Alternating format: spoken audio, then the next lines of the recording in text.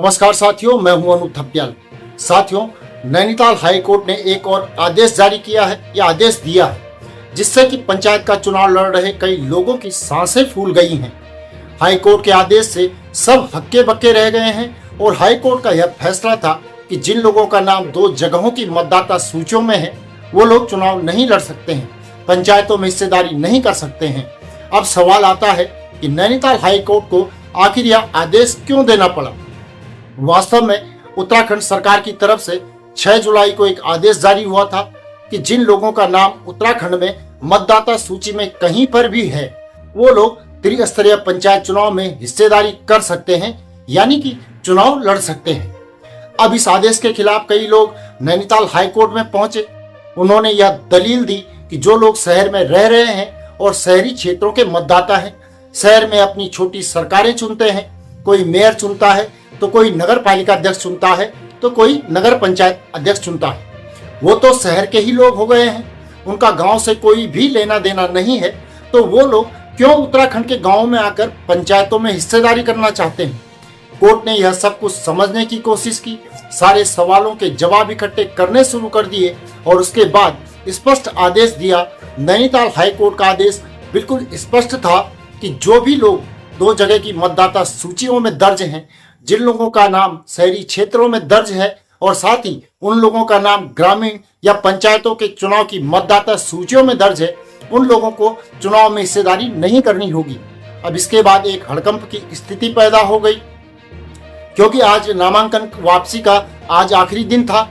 अब इसके बाद एक असमंजस की स्थिति पैदा हो गई है, क्योंकि ऐसे कई लोग हैं जिनका नाम कई जगह की मतदाता सूचियों में है। अब वो चुनाव नहीं लड़ेंगे। यह राज्य सरकार को और निर्वाचन आयोग को तय करना होगा कि आगे क्या किया जाएगा।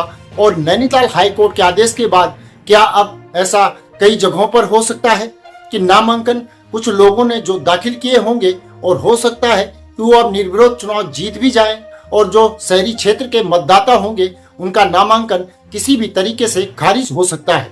अब यह देखना होगा कि नैनीताल हाई कोर्ट का जो ताजा आदेश है उसके खिलाफ क्या कोई और याचिका दायर होती है। और साथ ही नैनीताल हाई कोर्ट ने एक बात बहुत स्पष्ट रूप से कही है कि वो पंचायत चुनाव की प्रक्रिया को रोकना नहीं चाहते, बल्कि इसमें पारदर्शिता लाना चाहते हैं, स्पष्टता लाना चाहते हैं कि 2 जगह जिस भी व्यक्ति के नाम मतदाता सूची में दर्ज है वो वहां चुनाव नहीं लड़ सकता है, पंचायत का चुनाव वो नहीं लड़ सकता है। यानी ये एक ऐसा फैसला है जो आगे के लिए भी नजीर बन सकता है कि जिसका नाम पंचायत से कट गया है या पंचायतों की वोटर लिस्ट में जिसका नाम नहीं है, भविष्य में वह पंचायत की राजनीति नहीं करेगा। और यह एक ऐसा फैसला है जो मतदाताओं को भी अपना नाम अपने गांव की वोटर लिस्ट में जुड़वाने के लिए एक रास्ता तैयार करता है। अब इस फैसले का क्या क्या असर होगा, कितना असर होगा, कौन कौन इस फैसले से प्रभावित हो रहे हैं और कितने लोग प्रभावित हो रहे हैं, और उसके बाद कौन कौन सी सीटें प्रभावित होंगी, इसका आंकलन हम बाद में करेंगे। लेकिन फिलहाल यह बड़ी खबर यह है कि नैनीताल हाई कोर्ट ने आदेश दिया है कि जिसका नाम शहरी क्षेत्रों की मतदाता लिस्ट में है वह पंचायत के चुनाव में हिस्सेदारी नहीं कर सकता है।